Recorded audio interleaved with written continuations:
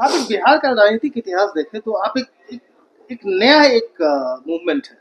कभी भी हिस्ट्री में बिहार में किसी इंडिविजुअल ने कोई मूवमेंट लॉन्च नहीं किया। जयप्रकाश नारायण की भी कहें अगर, स्टूडेंट्स मूवमेंट था, उनको इनवाइट किया गया था लीड करने के लिए, फिर नेशनली हुआ। एक इंडिविजुअल ने कोई मूवमेंट लॉन्च नहीं किया आज तक बिहार में, जो आप कोशिश कर रहे हैं। नहीं, देखिए, पहली बात तो मैं इसको मूवमेंट कहता ही नहीं हूं, मैं आंदोलन नहीं कर रहा हूं, क्योंकि मेरा आंदोलन और क्रांति में कोई यकीन नहीं है। मैं अपने हर भाषण में कहता हूं कि आंदोलन और क्रांति ये वो तेज हथियार हैं जिससे कि आप बड़े से बड़े वृक्ष को काट सकते हैं।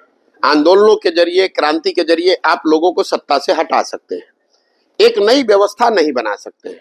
अगर आप मानव सभ्यता के इतिहास को पढ़ेंगे दुनिया में, तो फ्रांस की क्रांति को अगर आप अपवाद के तौर पर हटा दें, तो पिछले 1000 साल के इतिहास में किसी आंदोलन और क्रांति से मानव सभ्यता के सृजन में कुछ बहुत बड़ा कंट्रीब्यूशन नहीं रहा है।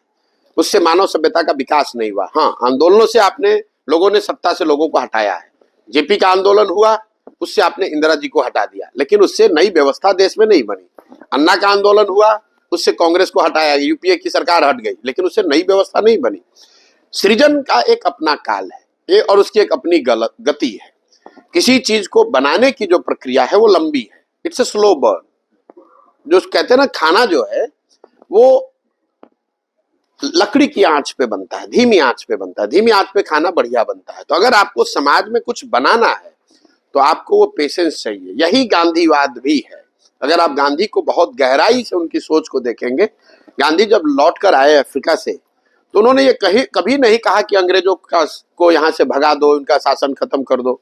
उन्होंने कहा कि जो अंग्रेज कर रहे हैं उनको करने दीजिए, पहले आप सेल्फ रिलायंट बनिए, अपने में वो वर्चूज बिल्ड कीजिए, छुआछूत से अलग हटो, अपने कपड़े खुद बनाओ, सेल्फ डिपेंडेंट बनो। और जो उनका सत्याग्रह के बाद जो पहला आंदोलन नॉन कोऑपरेशन था, वो भी कि भाई मैं आपके साथ कोऑपरेट नहीं करूंगा, आप शासन करना है करो, मैं कोऑपरेट नहीं करूंगा आपके साथ। उसके बाद उसकी डिग्री उन्होंने चेंज की, सिविल डिसोबीडियंस। अब मैं कोऑपरेट ही नहीं करूंगा, आपका अवहेलना भी करूंगा। फिर जाकर कहीं भारत छोड़ो आंदोलन जैसी बात हुई। तो ये गांधी की जो सोच है कि पहले उन्होंने समाज खुद को, जो उन्होंने अपनी जीवनी लिखी है एक्सपेरिमेंट विथ ट्रूथ, वो सिर्फ पढ़ के किताब से नहीं किया। जो बात आपको सत्य लगती है उसको आप करके उन्होंने पहले अपने जीवन में उतारा, फिर उस लर्निंग को समाज को पास ऑन किया, समाज को उसके लिए तैयार किया। तो मैं यहाँ जो कर रहा हूँ कि जो मैंने 20 साल सीखा समझा है उसको मैं समाज में उतारने की कोशिश कर रहा हूँ। समाज ये समझे, और अगर समाज समझ लेगा उसके बाद बाकी सारी चीजें गौण हो जाएंगी। जाति, दल, समीकरण, नेता सब गौण है। जो आप इंथुजियाज्म की बात कर रहे हैं वो क्यों है?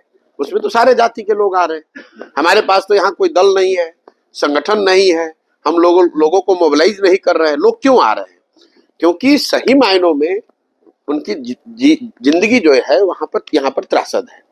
आप मुझे बताइए, आप किसी जाति के हैं, कौन नहीं चाहता है कि उसका बच्चा अच्छी जिंदगी बिताए? कौन नहीं चाहता है कि उसका जवान लड़का घर छोड़कर न जाए? कौन महिला नहीं चाहेगी कि उसका पति उसके साथ में रहे? तो ये कोई ऐसी बात नहीं जो प्रशांत किशोर डिस्कवर कर रहे हैं। मैं तो जाकर सिर्फ उनको ये बता रहा हूं, भैया ये सब चीज चाहिए तो एक बार तुम देश की चिंता थोड़े दिन के लिए छोड़ दो, जाति की चिंता छोड़ दो, राज्य की चिंता छोड़ दो, एक बार पहले अपने बच्चों की चिंता कर लो। एक बार तुम अपने बच्चों की चिंता कर लोगे, अगर आपके बच्चे पढ़ लेंगे, आपके बच्चे को रोजगार मिल जाएगा, तो उसकी आपकी जिंदगी भी सुधरेगी। और जब आपके बच्चे मजबूत होंगे, आपके बच्चे रोजगार पाएंगे, तो उससे आप मजबूत होंगे, समाज मजबूत होगा, और जब बिहार मजबूत होगा तो उससे देश भी मजबूत होगा। अगर पूरा बिहार, कई लोग कहते हैं देश को मजबूत करने के लिए वोट दो। मैं रोज सामने से कह रहा हूं, क्यों दो भाई? अगर 13 करोड़ बिहार के लोग गरीब और अनपढ़ रहेंगे तो उससे तो देश कमजोर होता है। अगर बिहार में प्रति व्यक्ति आय 35,000 है और देश में प्रति व्यक्ति आय 1,35,000 है, तो हम लोग तो देश को भी नीचे खींच रहे हैं। अगर बिहार में प्रति व्यक्ति आय 2 लाख रुपए हो जाए तो उससे देश को भी फायदा है, देश को भी मजबूती है। इसलिए मैं लोगों को कह रहा हूं कि भाई तुम पहले अपनी चिंता करो, अपने बच्चों की चिंता करो। तुम्हारे बच्चे जब पढ़ लिख जाएंगे, जब उनको रोजगार मिल जाएगा, तो अपने आप समाज की, राज्य की और देश की चिंता अपने आप हो जाएगी।